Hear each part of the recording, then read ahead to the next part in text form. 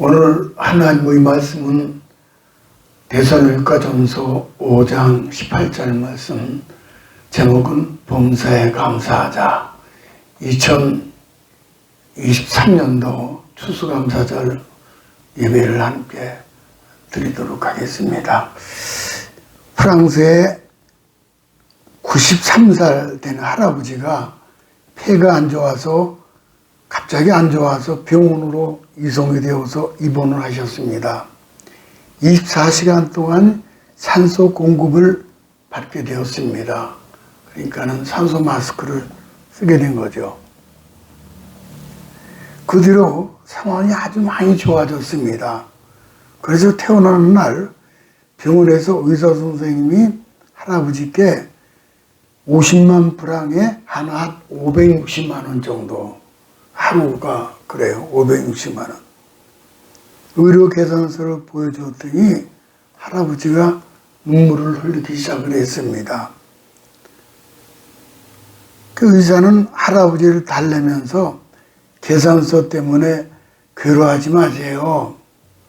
생명을 얻었는데 뭐. 그러자 할아버지께서 하시는 말씀이 저는 지불하게 될 금액을 보고 눈물 흘린 것이 아닙니다.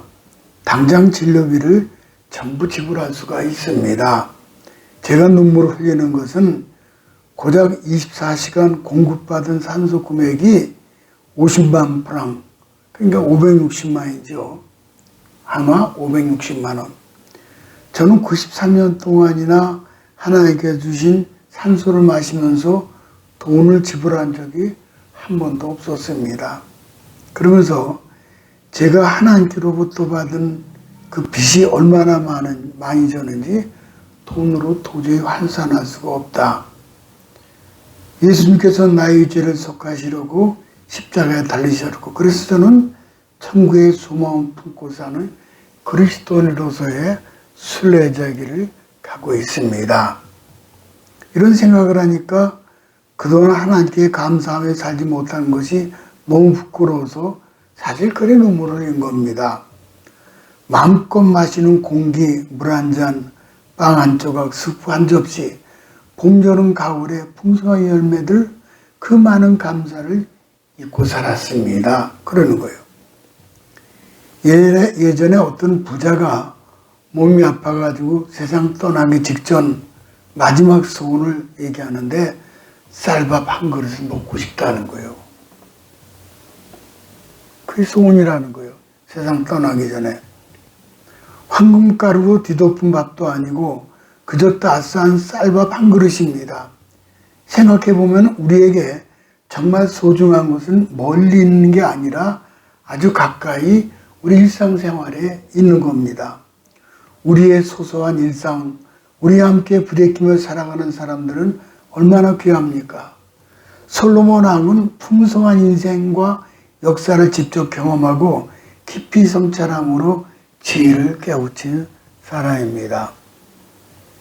그는 왕으로서 막강한 권력을 휘둘러 받고 사업가로서 대궐도 짓고 큰 농장도 경영했습니다.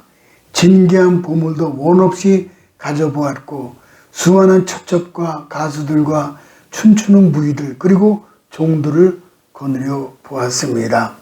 이 정도 살았으면 그래도 인생을 좀 안다고 말할 수 있을 것 아닙니까? 그렇다면 전도자가 깨달은 인생이란 어떤 것입니까? 전도서 3장 13절에 이랬어요. 사람이 먹을 수 있고 마실 수 있고 하는 일에 만족 누릴 수 있다면 이것이야말로 하나님 주신 은총이다. 무슨 말씀입니까? 진짜 소중한 것은 우리가 먹고 마시고 일하는 우리의 일상생활이라는 거예요. 오늘 우리가 받은 따뜻한 쌀밥 한 그릇은 누군가의 마지막 소원이에요. 먹고 마시고 숨 쉬는 것 다 하나님의 은총입니다.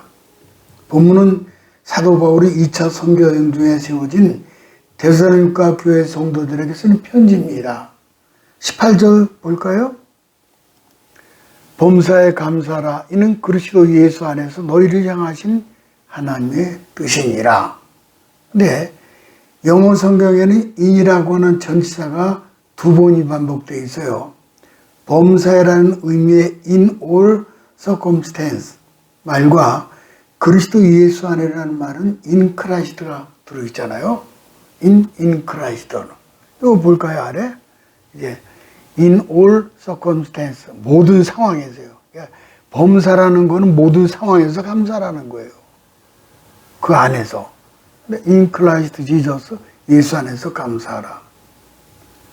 근데 어떤 상황에서든지 예수 안에서 감사라는 것이고, 동시에 이 시제가 과거, 현재, 미래 시제가 들어있어요.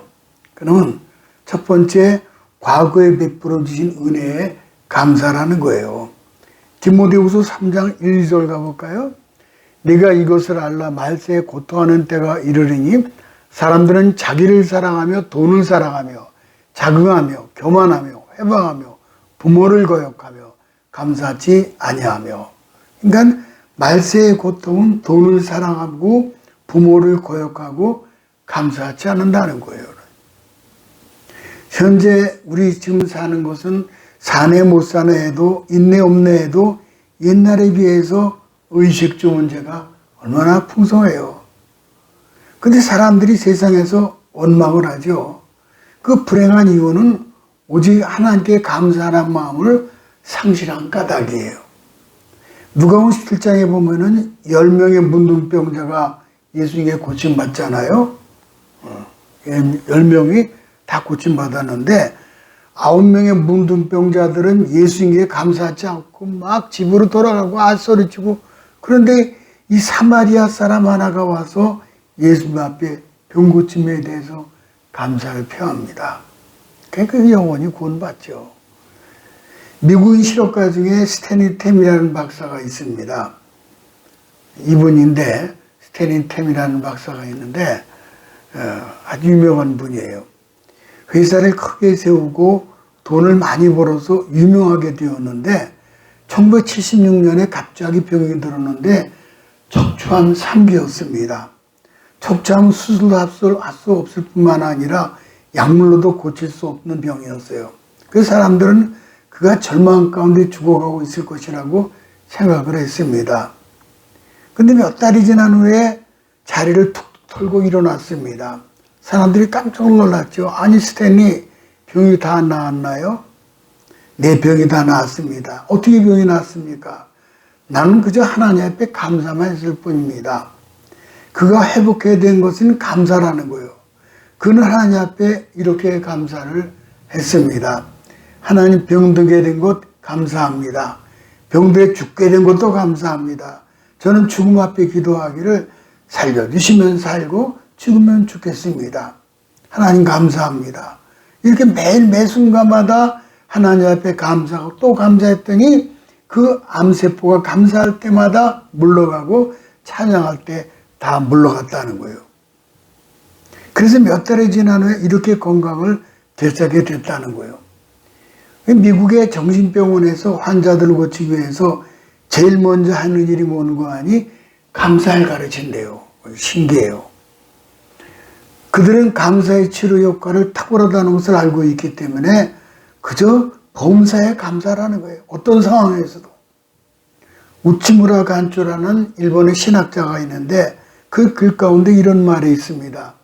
하나님의 저주가 있다면 그것은 질병도 실패도 고통도 아니다. 만일 저주가 있다면 이 세 가지다. 첫째가 뭐예요? 하나님 믿어지지 않는 거예요. 그 다음에 하나님 말씀이 들려지지 않아요. 세 번째는 감사한 마음이 없다는 거예요. 그러니까 감사한 마음을 주셨다는 것은 그는 하나님, 그 말씀이 들려요. 그러면 그 복이 있는 거예요.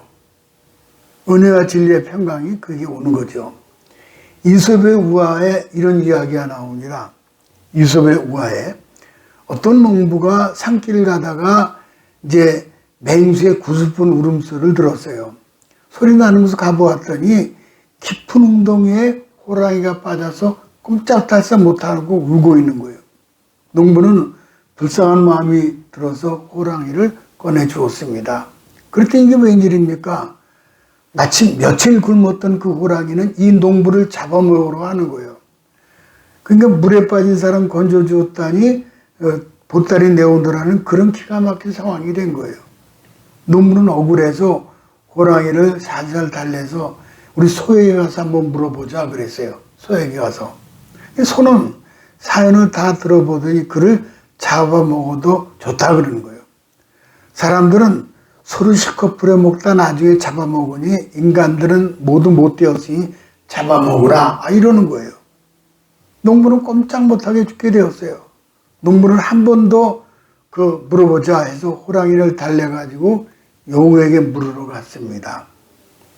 여우도 잡아먹으라는 거예요. 그 이유는 뭔가 하니 사람들은 자기들을 잡아다가 부인의 목도리를 만들어주니 나쁘다는 거예요. 그 농부는 마지막으로 기회를 좀 달라 해가지고 토끼에게 물어보자고 했습니다. 토끼는 이야기를 다 듣더니 나는 머리가 나빠서 잘 모르겠으니 현장에 직접 가봅시다. 근데 현장에 도착을 했습니다. 호랑이가 그 웅덩이에 떠들어가서 이렇게 설명하는 거예요. 나는 여기에 이렇게 웅크리고 있었고 그때 토끼가 농부에게 아저씨 빨리 갈 길을 가세요. 저 배은망덕한 짐승을 도와준들 무슨 이익이 있습니까? 그렇게 해서 농부는 살아났고 호랑이는 동네 사람들에게 잡혀갔다는 이야기입니다. 이 호랑이 같은 어리석고 교활한 사람이 되지 말라는 거예요. 감사를 전혀 모르는 배은망덕은 죽음이 기다립니다. 그러나 고침받은 문둥병자 한 명과 스테니템은 그 영혼이 잘 되었으니 범사가 잘 되고 육체가 이제 강하게 되는 거죠. 두 번째는 현재 베풀어 주신 은혜에 감사죠. 시편 100편 4절 가볼까요? 감사함으로 그의 문에 들어가며 찬송함으로 그의 궁정에 들어가서 그에게 감사하며 그의 이름을 송축할지어다. 시편 기자는 성전에 예배하러 들어가며 감사와 찬송으로 하나님의 이름을 송축하라. 송축은 축할, 기리고 축한다는 뜻입니다. 창세기 4장의 가인과 아벨의 제사를 비교해보면 그들의 신앙을 엿볼 수 있습니다. 가인은 농부였고 아벨은 목자로서 그들이 각각 그 소산물로 제사를 드렸습니다. 창세기 4장 가볼까요? 세월이 지난 후에 가인은 땅의 소산으로 제물을 삼아 여호와께 드렸고 아벨은 자기도 양의 첫 새끼와 그 기름으로 드렸더니 여호와께서 아벨과 그의 제물을 받으셨으나 가인과 그의 제물은 받지 아니하신지라 그랬어요. 하나님께서 아벨의 제사를 기쁘게 흠양하셨는데 가인의 제사는 거절하신 거예요. 히브리서 11장은 천국의 명예의 전당이라 표현할 수 있는데 여기에 이름이 실린 사람은 정말 대단한 신앙의 인물들인데 놀랍게도 첫 번째 이름이 등장한 거에 누군가 하니 그게 아벨이에요. 아벨. 히브리서 11장 4절 가볼까요? 믿음으로 아벨은 가인보다 더 나은 제사를 하나님께 드림으로 의로운 자라시는 증거를 얻었으니 하나님 그 예물에 대하여 증언하심이라. 그가 죽었으나 그 믿음으로서 지금도 말하느니라. 그러니까 여기서 아벨의 예배는 뭐죠? 더 나은 제사를 드렸다는 거예요. 그러니까 히브리서에 그렇게 나와 있죠. 더 나은 제사를 드렸다는 거예요. 이 표현은 비교 우위의 의미가 아닙니다. 가인의 제사와 비교해서 조금 낫다는 뜻이 아니라 절대 우위의 뜻이에요. 다시 말씀드리면은 가인의 제사와 비교할 수 없는 온전한 제사, 즉 참 예배라는 거예요.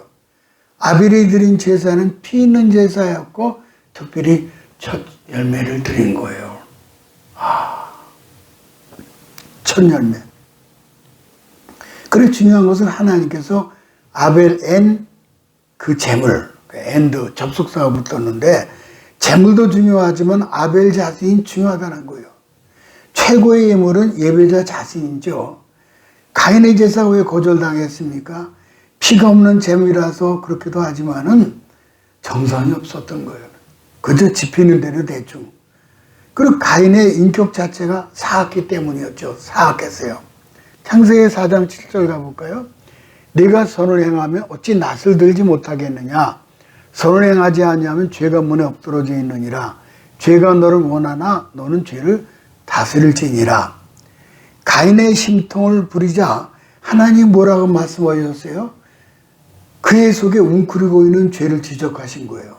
결국 그 죄를 다스리지 못한 가인은 동생 아벨을 살인하는 인류 최초의 죄악까지 저지르게 됩니다.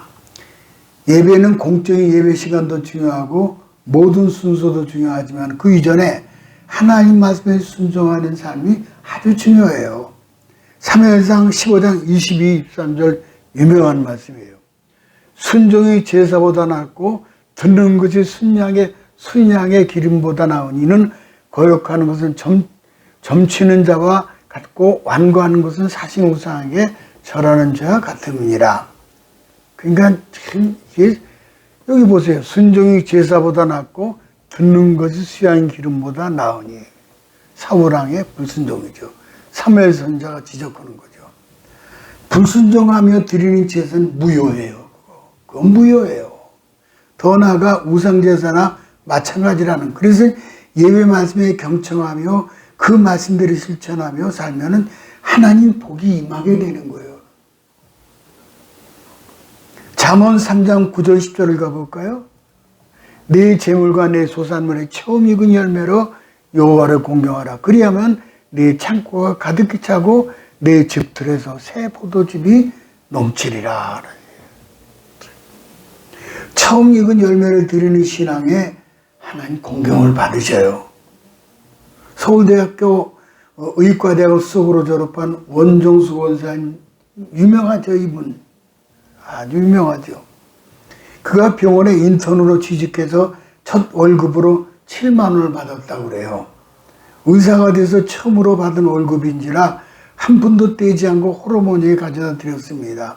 근데 어머니가 정수야, 우리 지금까지 이것 없이도 살지 않았니? 이것은 첫 열매야. 하나님 거야. 우리 이거 하나님께 드리자. 지금까지도 살았는데 한 달만 더 고생하자꾸나 하면서 하나님께 7만 원을 바쳤습니다. 첫 원금을 몽땅 하나님께 바치고 궁해져 있는데 학장님이 부르는 거예요. 이번 의사고시에 자네가 또 수석을 했네.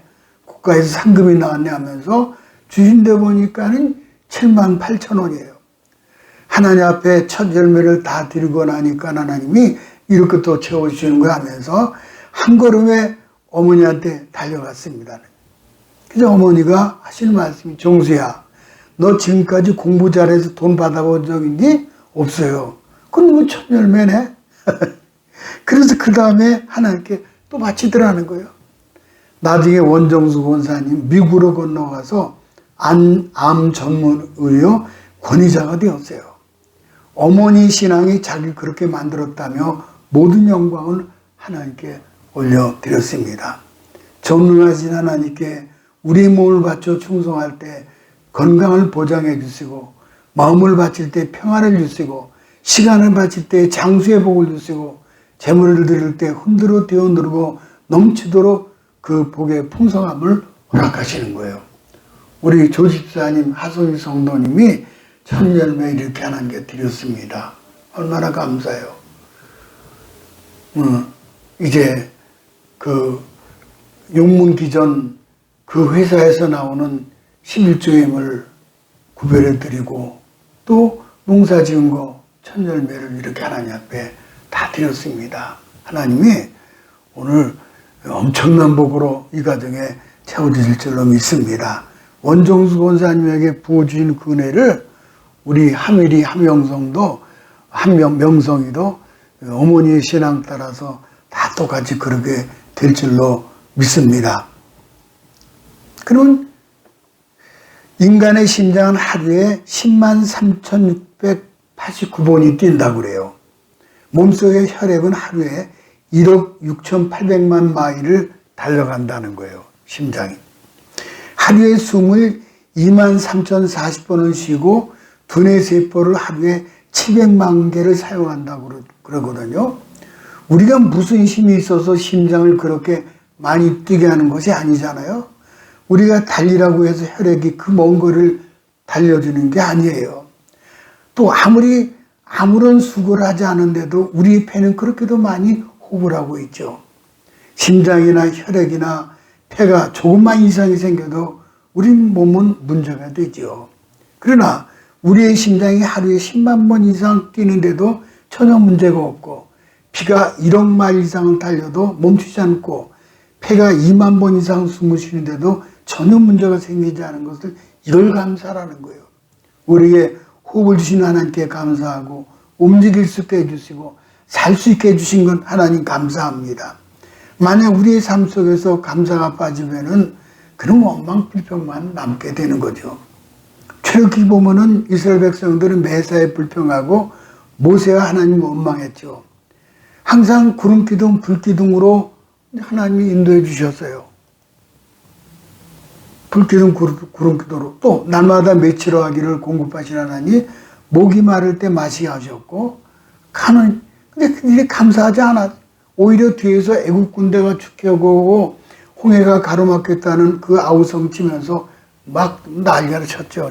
이렇게.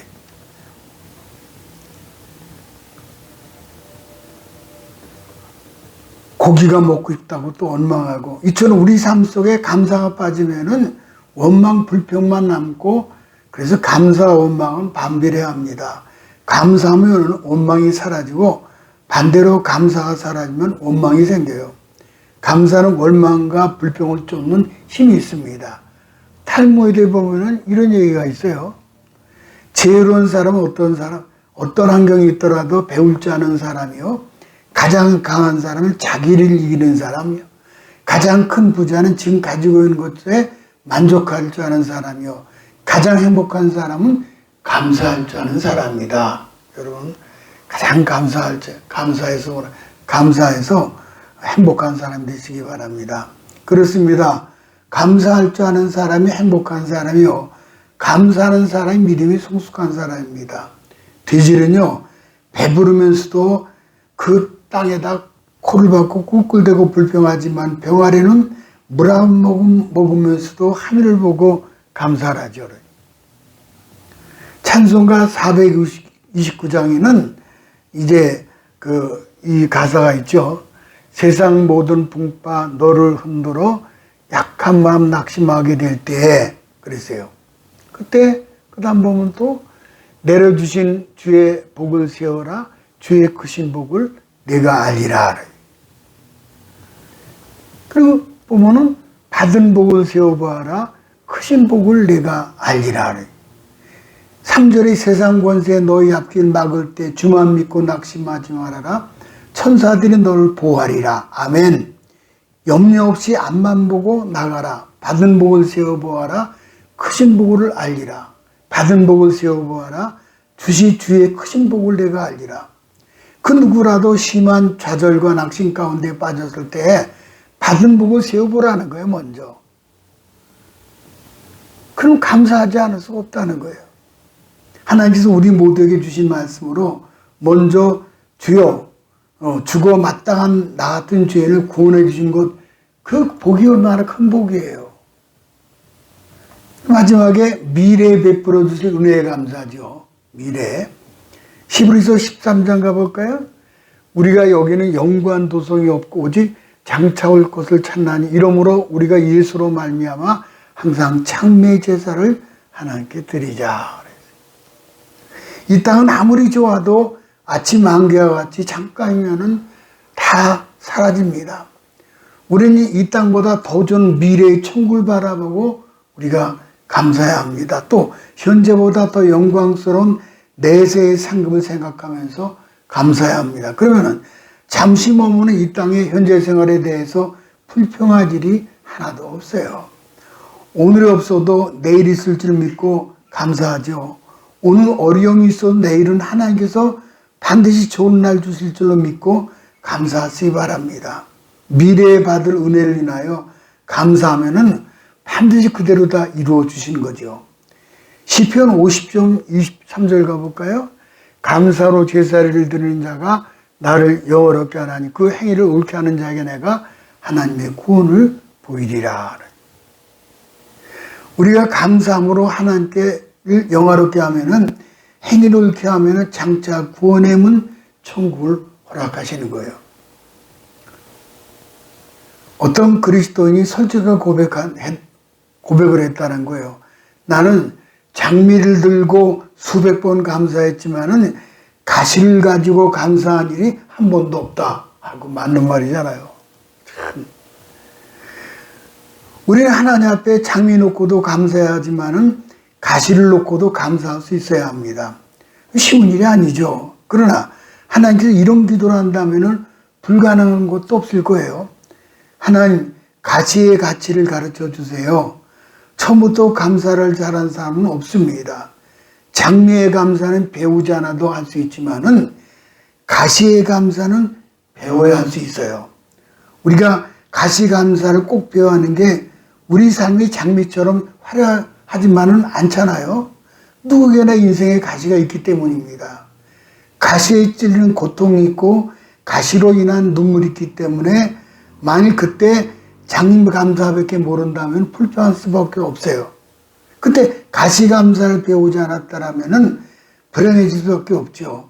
많은 사람들이 찬양하잖아요. 날 구원해 주신 감사, 유명한 그 찬송입니다.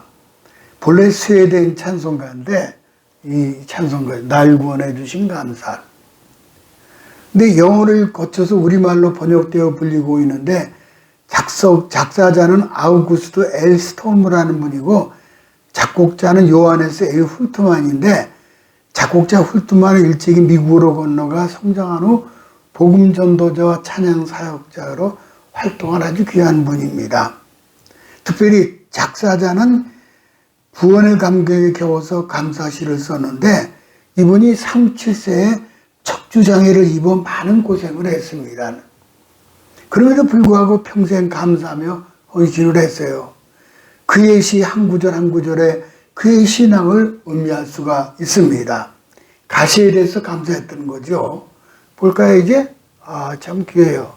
날 구원하신 주 감사, 모든 것 주신 감사, 지난 추억이네 감사, 주님 내 곁에 계시네. 37세에 척추를 앓은 분이에요.